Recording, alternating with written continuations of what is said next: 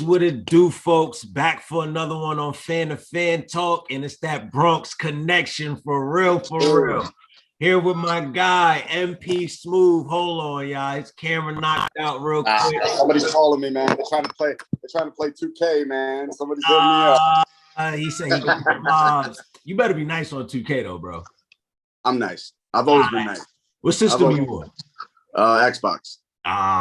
This guy. You gotta come to I'll give you my gamer tag, man. I'll give you my gamer tag. It's Milky3088. Y'all heard him, right? Milky3088. And hit me up if you want to get smoked, man. It's going to be lit. It's going to be lit. But what's good, my guy? Like I said, everybody, I got MP Smooth out here. Y'all already know what it is. We got to recap this week. But before we do that, introduce yourself. Like, how long you been a Knick fan, Brody? Talk to the people. All right. So, look, I've been a Knicks fan, growing up in the Bronx, man. I didn't have much, but I always had MSG. You know what I'm saying?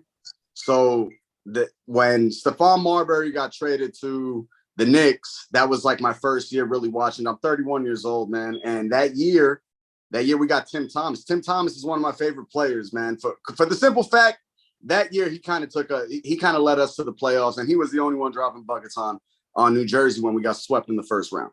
Okay. So that's my origins into the Knicks. And my brother, I have an older brother who liked Patrick Ewing and so on and so forth. So I heard stories and everything like that. But that's the origins of it, man. And me and you are from the same place. We got a lot to say about this Knicks team. Yes, sir. From the X, man. Hey, Bronx, baby. Yeah. Yes, sir. So look, man, like, all right, we'll start it off simply with the Toronto game. That is another game that we got an L. That was our second L on the season. And it shouldn't have happened. Number one, with this game alone, I don't like the fact that this is another game where you have guards getting 10 plus rebounds. What is going on? We are bigger than these guys. Why are they getting so much rebounds? The second thing that I hate, I don't like the fact that, and I'm not even going to blame it on the refs. I don't like the fact that our team doesn't understand that you are playing for the New York Knicks. No matter what you do when you play for this team, you're not getting a call. So fight through it. You understand? Trippy, you know something, man? It's not that. The rules have changed. The game is physical now. This year, the game is way more physical. Thank you. So we got this guy on our team, right, that's really getting on my nerves, man. And I'm not a hater. Trust me, I'm not a hater. Mm-hmm. But this dude is always crying for fouls. His man's running down the court. This fast breaks, he's looking at the ref, and you know who I'm talking about. I do, but for he's those bringing who down don't, the ball. He's turning it over on his foot. He's rolling like he skipped to my loo, but he's turning the ball over. That's a fact. Yo, who are you talking about, though, folks? Who you talking about? Mr. JR himself. JR himself. The stats look really nice, but he reminds me of my guy, 60 overall, 2K. Ain't dropping nothing, but it's a game. So I'm just chucking everything up. I'm trying to do crossovers. I can't dribble. Come on, it's bothering me. It's really bothering me. It's bothering me, Trippy. And when, I'm sorry, but when Thibodeau says, oh, we got to read the game, everybody's reading the game. RJ Barrett will have a 9-point game, and he's still trying to win. And pay attention, if Julius Randle has 9 points going into that fourth quarter, even in time where we could run the clock down and end the game and we're losing, he's trying to get 20. He's trying to get 20. It's crazy that you say that because it's the honest truth. Like in some of these games, he forces it. He really forces the issue to keep a certain stat line. And it's like, yo, bro, every night you don't gotta do this. Like you have to trust in your teammates, man. Like you have a squad now. Now, don't get me wrong. I don't mind what he's doing. Like I get the way you're trying to go about doing it, but if you were going to do that, you should have been doing this earlier in the game, not when it's okay. We really trying to figure out an answer and get something going. Like that's stopping the offense. That's stopping the way we need to move. And I don't like the fact, like the key thing I don't like, and even in some of these wins, yeah, I don't like the fact that we are a whole live by the three, die by the three team now. Oh, well, what's going on with this? You know something, Trippy, from game to game, okay? It seems like our fans, we're a bit obnoxious. You know what I mean? It's okay. It's okay. But when we win by the three, we don't complain. When we lose by the three, we complain. So let's keep it even keel. I hate the fact that we don't score in the paint. I hate the fact that Mitchell Robinson lives in the paint. He does not shoot. He doesn't do it. He can't stretch the floor. You know what I'm saying? There's a lot that's bothering me, man, right now with this team. I don't know if Mitch is gonna, like, I made a bet with my friend the other day. I bet you Mitchell Robinson falls on the floor grabbing his knee this game because he's done it every single game this year. I think he's about to be out every single game. You know what I'm saying? Yeah, it's sad though because he really has to. I don't know. Like it's the way he like lands. He needs to work on his landing because there should be no reason why every game you're sliding and bumping on the floor, and it's like, bro, how did you even fall? Like, how did you fall just now? How? Exactly. How? Like, I don't see where you even had a reason to fall. But don't get me wrong. By coming back after not playing for so long, he's had great outings the whole time. Great outings. I love it to death. I got a question to ask you. Do you think he's thinking about it so much that he thinks he hurt himself? Like when his shoe broke and he was limping. You know what I'm saying? I mean, in some cases, yeah, because not only do you not want to get hurt again, not only does, he have the whole situation where it's like he's kind of in his contract. This is contract year for him. He's only making 1.3 mil. So he wants to stay on his team. He wants to prove himself. It's a whole lot of battle that's going on within his head alone. But the main thing is he doesn't want to get hurt, but on top of that, he just wants to prove that he belongs on this roster. You know what I'm saying? So that's gonna do a lot. But then that will also go into, let's talk about IQ. Like he's another person that's in his head too much right now. But that was what IQ was going through was what his scouting report said out of college. Inconsistent shooter. That's why he dropped so low. That's crazy. I didn't even remember that. Like I totally forgot about that. It did say that in the report. It really did. That's what his scouting report said. And there's streak shooters. And quick question: is it okay? Am I all right? All right. Yeah, do you think, bro? So, that's what his scouting report said. And me personally, I like IQ. I just, he's still raw, man. He has a couple years to develop. He's going to be something special. He has a great mentor in Derrick Rose. Derrick Rose with the floaters and stuff like that to teach him a thing or two. So I'm not tripping on IQ Trippy. I'm not trippy on IQ Trippy. You know what I'm saying? We ain't tripping on Trippy. That's a fact, man. But he has me scared though, because it's like, bro, the only person stopping IQ is literally IQ right now. Like you're literally fighting yourself, and that's a scary sight in the NBA because we've seen a lot of players that can't bounce back from it. Yeah. Being a shooter, to best compare it, because I played a lot of baseball growing up. We're from the Bronx, man. Castle Hill Little League. You know what I'm saying? I was there. So like, being a shooter is like being a hitter. You get in your head, you change your stance, you try to change your shot. You know what I'm saying? You could compare it to the same thing. It's not like being raw and bullying yourself into the paint. So he's in his head. He'll get it together, man. I'm not tripping on him. I'm not. That's a fact, man. But you see how we went from that. So we see key things that we didn't like already within the first game before we got to the second L. Then we get to the Pacers. So where we was like, okay, maybe this is just a little lesson. We're going to get it together now. No.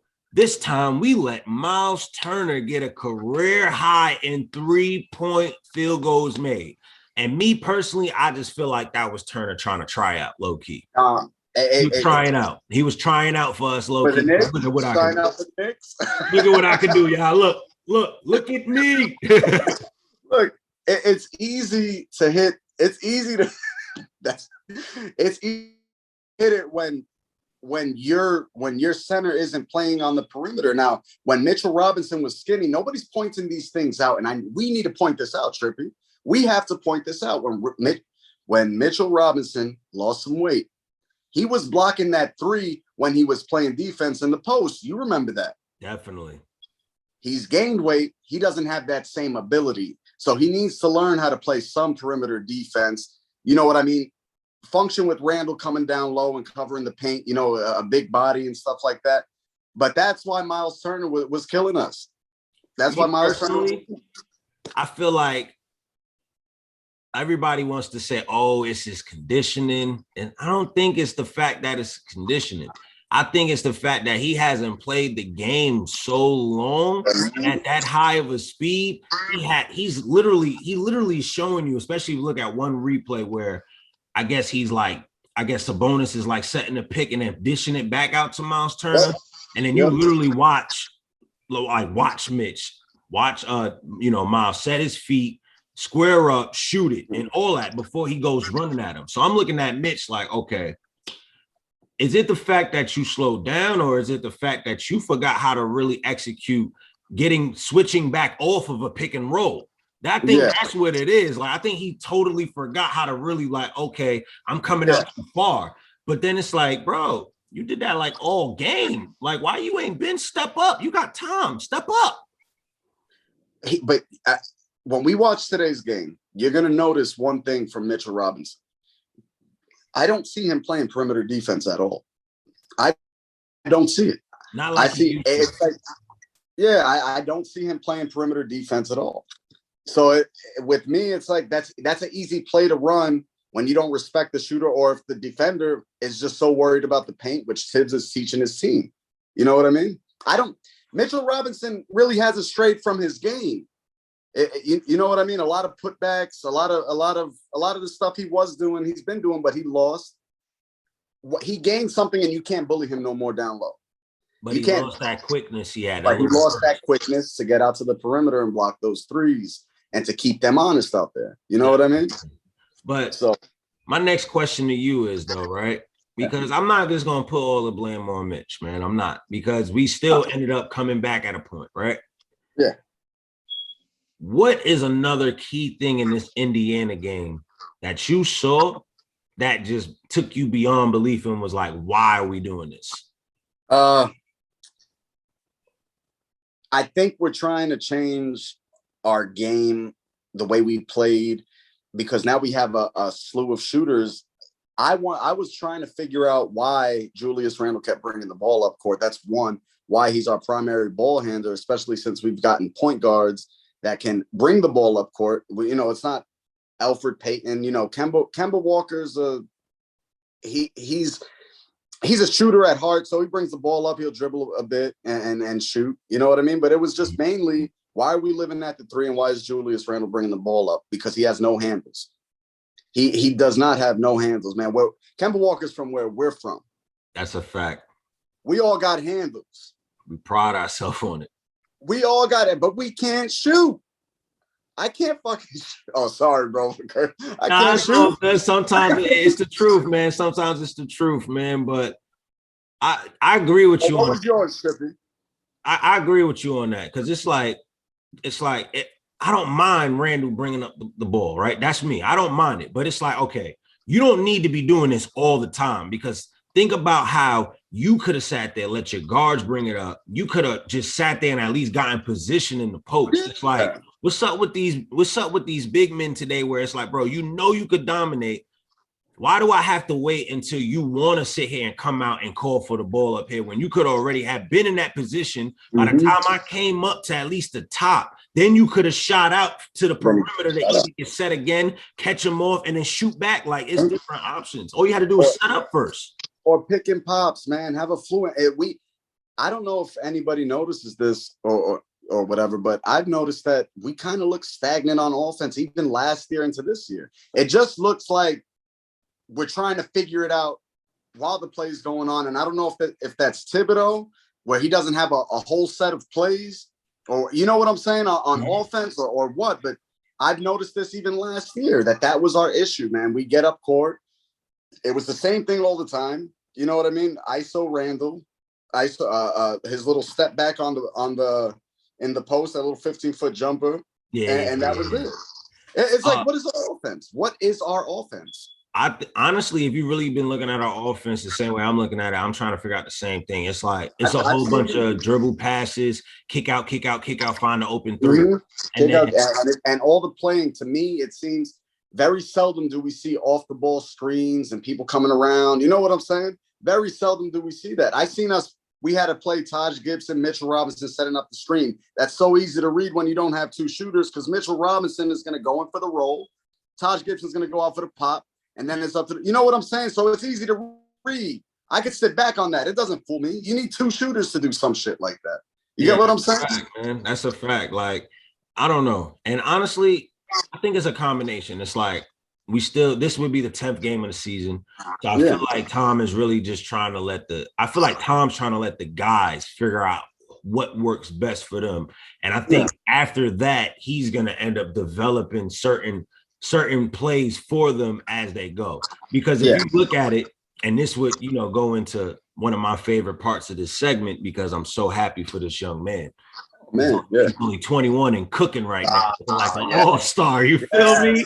Like the guy that everybody loves to hate. Yes. So if you look at it, it was looking like a hope. And this is one thing I got to touch on before I really talk about the good news. Evan Fournier, if you're looking at me, bro, if you're looking at this video, stop this two-man game with Randall. You got other teammates. Yo, Trippy, Evan Fournier came in and he took over Alfred Payton's role. No, not Alfred, Reggie Bullock's role. Remember? Passing to each other. He came in and was just like, yo, I'm the new Reggie Bullock. Pass me the ball 80 times a game, and we're going to figure this shit out. I mean, don't get me wrong. I love it. I love the fact that he decided to do it so he could get it at a faster rate. But it's like, bro, you don't need to do that every play you touch the ball. Like, bro, RJ could be right here next to you. You don't look right at all. He just doesn't know what right is sometimes. But I do love the fact that we got to upgrade in that spot, because with Reggie, all you was really going to do was get a three or probably maybe a layup if he didn't mess up catching the ball. You get what I'm saying? But Evan, he gives you that 3-level scorer that we need in that position. I like defense, man. I like the 3 and D. I love defense, man. So when you tell me we upgraded, I don't think we upgraded with Fournier. Nah, you got to think about it. We really did, bro, because a lot of people want to say, oh, he's not a great defender. But look at these games. If you watch every game, Evan hasn't gotten killed every game. But he's not Reggie Bullock. We could come to that conclusion. He's from here. All right. We can't, everybody. I give it to you. Yeah. I give it to you an example of this then. With Reggie Bullock, right? You knew for a fact that if he was open, he'll get you that 3-point you need. And if he got hot, he'll keep going. Now, Evan can do the same thing. Now, once Reggie Bullock got cold and couldn't hit a 3 no more, what else could he do besides play defense? Oh, the offense was done. Now RJ Barrett is you weren't giving it to RJ Barrett all game. Now he's trying to create. Now he's trying to figure his shot out towards the end of the game. You know what I'm saying? No, I'm talking about with Reggie. You get what I'm saying? Like, with Reggie, you know what I'm saying? Now he can't hit. Now, if he can't hit, and we expect you to at least be that money man from 3, and now we not getting no other options, you being on that floor is just an extra body. You know what I'm saying? Like, it's 2 parts to basketball. We need offense and we need defense. And what did Thibodeau do? He brought in that offense. Thibodeau went, hey, Alex, come on, Burks. Finish the game for us, Burks. Yo. That's a fact, though. That's a fact. But now we got way more weapons to the point where we still got Burks. We could have sat there and we could have let Burks walk. Because it was technically a toss-up. We didn't know which one we was going to keep. Yeah, but for a long stretch, man, like there was the game against Brooklyn last year, right? Mm-hmm. I hate to go back to this, right? But when there was so many games that Randall shouldn't have been taking the last shot of the game. I wanted to see Alec Burks take the last shot of the game. You know what I'm saying? Yeah, there was a lot of those. You're It right was a on lot that. of, you know what I'm saying? So it's as we get into the beginning of the season, you could tell that we're learning our way. We're blowing leads every game at the end of the game, except what we did to Milwaukee. Whatever happened in that Milwaukee. We get into that game. Matter of fact, we already on it. We over that Indiana. We lost those two. Yeah, Whatever. we're over all of that. Let's man. talk about this Milwaukee game. Get Let's into talk it, bro. about this Milwaukee game, man. So I'm not gonna lie to you, bro. When I saw 41-19, when I saw whatever the score was, after Giannis hit those 2 free throws, I was like, yo, hit my boy Ray up. Yo, come on, man. Let's play doubles, though. Let's go. Let's get on 2K. I'm not watching this shit. But we're listening on the phone. So we're listening to the game while we play on the phone. And it just, yo, they're down 5. They're down. You know, I wasn't fully in tune on what was going on, but I do know from the things that I've heard, Nerlens Noel locked Giannis down. Like Nerlens Noel was stuffing people's layups holding it on the backboard. Let's talk about how you say you went to go play 2K. I witnessed the comeback. I watched Quickly do the dunk to tie it up 80-80. I fell asleep. I woke up. I fell asleep. I woke up. I was like, Knicks win. I was like, let's go. Now you saw Quickly dunk and he knocked you out with that. You're like, oh. I was like, oh, so I was like, slump. Oh my goodness, man. It was beautiful because when I seen the highlights, I was looking, I'm like, okay, D Rose is going in. Like, and I'm definitely on board with D Rose and Randall about that. People really need to stop saying vintage D Rose because D Rose was never playing like this back then. No. Like he was always quick, athleticism, but he ain't have no jump shot. He ain't have a shot like that, bro. He's a sniper this year, bro. A sniper, man. Like, it's to the point where he looking at certain guards, especially like, all right, if we backtrack, let's go back to the game with Orlando when Cole Anthony had to go against him. You see Derrick Rose talking to him like, don't do that. Don't do that. Like, what? You got D Rose talking crazy to these boys. Like, I'm a beast. Like, and yo, D Rose is notorious for not talking shit. So when he does talk shit, it's like, yo, and I don't want to miss this point. Trippy. Mm-hmm. What we have going on right now feels special. Like, let me tell you something, man. This is a different ball game, Trippy. This is different, man. We got Jericho Sims on the bench. That boy is nice. He's nice. We got Quentin Grimes on the bench. I think he's getting some burn tonight. He better get some burn because I'm gonna tell you right now, bro. And Quickly needs to be careful, yo. Because Quentin Grimes could shoot. Yeah, and I don't know if you know, bro, not to cut you off. Kemba's getting rest today for this is our first game before the back-to-back. So they rested him today. He will be playing tomorrow, though. Nothing's wrong with him. He's not hurt, nothing like that. Oh. But Kim, it's nothing wrong with him. Yeah, because I know as soon as I said rest, he was like, oh, God. Nah, bro. You know what I'm saying? He went to Rice, man. Yeah, I know. He went to Rice. I went to Rice myself. So it was like. He went to Rice. So, he's from where we're from. So it's crazy because we can relate to him on a whole different level. We've been there. So when I see somebody coming from where I'm from, I'm going to show him the utmost support. He should start every game. I don't give a shit. Don't want to curse on your shit. But hey, I don't give a shit. I don't care if he goes 1 for 20, bro. I'm always going to be Team Kemba. Always going to be. My thing is this. It's like, if he's not playing today, right? We going against the Cavs. Why can't we sit here and just let D Rose start as he should?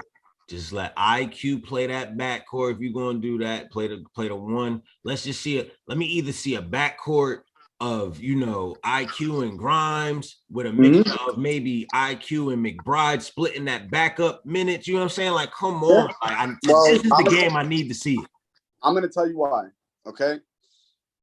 What happened when we called Elfrid Payton to be benched in the playoffs? We started D Rose, but everything was thrown out of whack. You know what I'm saying? It's like our whole team. It's like we couldn't even function when Derrick Rose was starting. So I would like to see him start this game. All right, but bring in some fresh legs that has been watching. Bring in Miles McBride. Yes, sir. To really try and lock up to really try and lock up Colin Sexton, bro. Because Colin Sexton's a whole nother animal. I wish we would have got him. He's see, this is the thing though. I don't see McBride guarding him. You got to remember, if they play in the one, right? They got to worry about like D Rose, Quickly, and McBride. They would have to worry about Garland and whoever his backup is. Darius Garland. Now you got to worry about Evan Fournier. You got to worry about if IQ is still playing this joint, so that still go to IQ. Yeah, and this is where I say we would luck up because Grimes is a lockdown defender. He would have to worry about both of them are. Yeah, both of them course, are. But I would definitely want McBride on Garland before Colin, just for the fact Garland is a quick little guard. Oh yeah, McBride can keep up with that, so that way we could keep, you know what I'm saying, keep Grimes over here with Colin. So that'd be a good joint. Since I haven't watched a lot of I have friends that watch every game, man. So what I'm hearing is that Colin Sexton's doing a lot more dishing. Yeah. He's doing a lot more. He's not a one-dimensional scorer like he was last year. He's doing a lot more on the floor than just being that guy that could drop 30. That could drop 30. It's not even him that's really putting in that pain like that. Don't get me wrong. He's doing what he got to do because he was already showing a glimpse of that last year. So I already expected him to keep playmaking. Nah, not about playmaking. I'm just talking about overall how he plays. He's been developing. So with the whole playmaking aspect, you got to think about it. That was going to come into fruition just for the fact of the matter of he's in contract He's in contract talks right now. They're not giving him his extension. So that means you have to show that you could be better if you want another team to come pick you up. Yeah. And if you want to get that money you want. So anything with him, I'm not worried about. Like he was going to play like that regardless. The people that's really balling out is the rookie Evan Mobley. You got marketing over there that's balling out.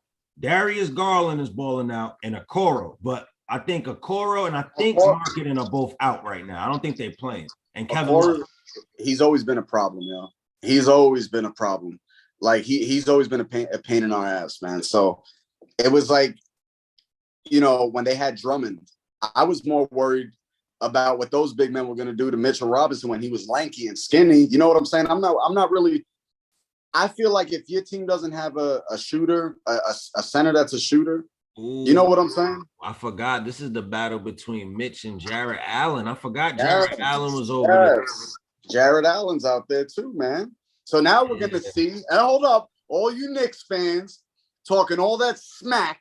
Oh, let's bring Jarrett Allen. Mitchell Robinson's injury prone. Let's see tonight what Jarrett Allen's going to do with Mitch. Because if everybody 1 to 10, from the bench to the starters, we could all play defense except Kemba, but he gets a pass because he's from the Bronx. But anyway. That is the whole fact. That's the whole fact. If you could give like a real prediction on this game, right? Because like I said, we already know we took an L against Toronto, Indiana. We came back victorious. We was down 21 with Milwaukee, came back, won by 15. So now we got to end out this 10-game stretch. We're going 7-3. So what do you really see going down tonight? All right. So I can't, I want to see Julius come out balling. I want to see him come out balling. I want to see RJ Barrett, this is a big game, step up to the plate like we did against Chicago, like we've done against Milwaukee. I want to see that. So if I see all the right things from these guys on both ends of the floor, I say the Knicks by 3. I'm saying the Knicks by 3. Okay, so you being modest with the one. You feel like this one's going to be a dog fight. This one's going to be a dog fight. Okay. Because every game we've played, except who did we smoke? We smoked Orlando the first time we played them. We beat them by what, 20, 25 or some shit like that. Hold on, I got the scores right here. So I'll just go down all the scores of the game. So we went against Boston the first game. 138, 134 double OT. We had Orlando next, 121-96. Orlando again. That's when we lost by 6. Yep. Then we had Philly, 112-99. Then we beat the Chicago Bulls by 104-103. Then we came back after that. That's when we had New Orleans, 123-117. Lost to Toronto, 113-104. We lost to Indiana, 111-98. Then we just beat Milwaukee, 113-98. That's crazy how 2-3 on the that was the season. same darn score of just 2 points added. That's different. Yep. So I see it being a low scoring game. Mm-hmm. A low scoring game. If they're not going to score in the paint on us, that's not happening. That's not going to happen. You know, unless Mitch could lock down Jared Allen and them boys, they're not. It's going to be a 2-point game. It's going to be a dogfight, man. It's going to be about, I'll say 95 to 90, 100 to 95. And I think that the factor is going to be our bench.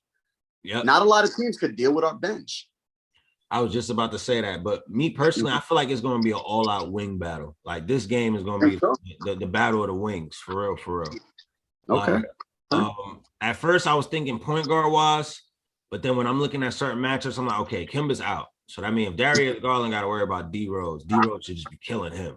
You know what I'm saying? I'm not worried about it. The only thing that D Rose may have to worry about is just keeping up with him after a while on defense if he starts to get fatigued.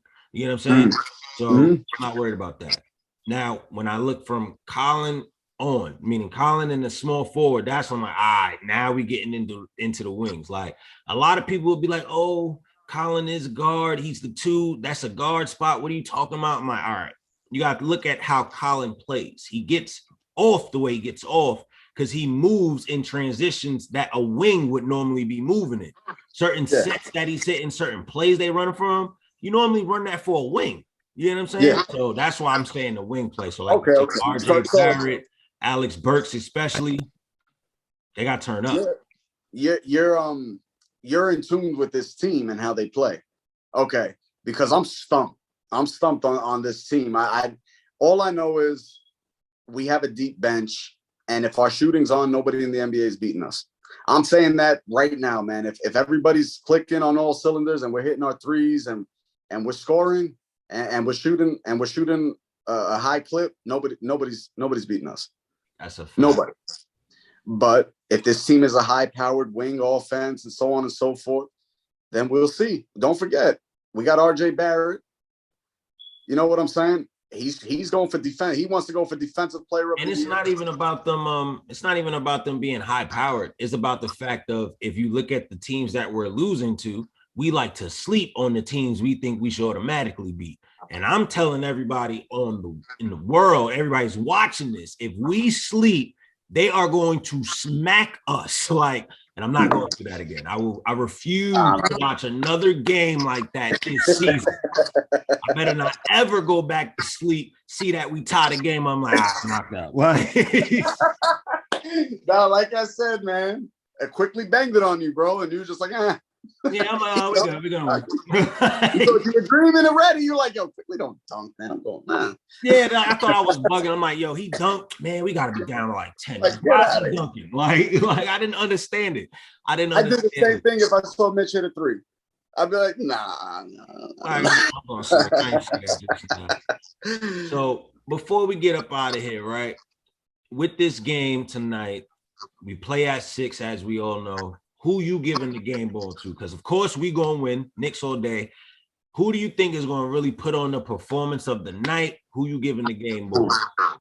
I think honestly, as much as I hate to say it, because I don't like the way the things he does, and it's gonna be Julius Randle. We win or we lose on what Julius Randle does. It is what it is. Okay. You know, but we can't go out there. I'm sorry. I got to do it. We can't go out there averaging a triple-double, 20 points, 10 rebounds, 10 turnovers. I can't see that. I don't want to see that. It will be Julius Randle that's getting the game ball, because if you look at it, every time he has a good game defensively, offensively, we win. We win. That is so. What's your take, Trip? Me personally, I feel like you got it's a toss-up. And it's between, it's gonna end up being between Randall, and then I'm gonna also just still throw in RJ, because he's been on a stretch, 5-game stretch, putting up at least 25 points per game, going ham, and then his defense is on point too. And then especially, he's doing a lot better than Randall when it comes to being a clutch player. And that's what we need. We need that clutch closer, and he's been providing that. He's been But providing it, man. you know something, man? Randall has the quietest 20. Not Randall, RJ Barrett. The quietest 20. The quiet, like he's doing things and you don't even, I didn't even know the other game he had 35 points. Hey, he's just so quiet. It goes unnoticed. So if we're looking at from our standpoint, looking at stats and actually watching the game and paying close attention, then yeah, fine, RJ Barrett. But if not, now we all know the motor gotta move with Randall. Like with Randall, yeah. he has to be his normal self, which is the triple double guy that he could be. But No, what no, no. he doesn't My need to triple do. double was obnoxious. Don't get me wrong. It wasn't obnoxious, bro. We know I your said 10 triple double. turnovers. Nah, your triple double was the Westbrook stats. We don't got him. Nobody wants to say it. Yo, Westbrook is an all-star level Alfred Payton. Like, yo, Westbrook is Alfred Payton on steroids, man. Yo, it's the truth though. I know you was trying so hard not to say it, but I'm like, nah, we're not gonna throw that to Randall, man. That's Westbrook all day, bro. Yo, we love you, Westbrook. We want you and Melo to get a ring just because. Yeah, but we don't want you here, bro. Not doing that, bro. Yo, you ever hear Tibbs on the Obi? Oh, yo, he's always screaming at Obi, bro. But look at what he's done for Obi, though. Look at him now. Yeah, but I wasn't big on him at first. I wasn't at all. Like I was mad. No, I was mad. Because he was timid. He was scared, man. If somebody's screaming at you all the time, bro, you think about it. Think about it. Just think about it.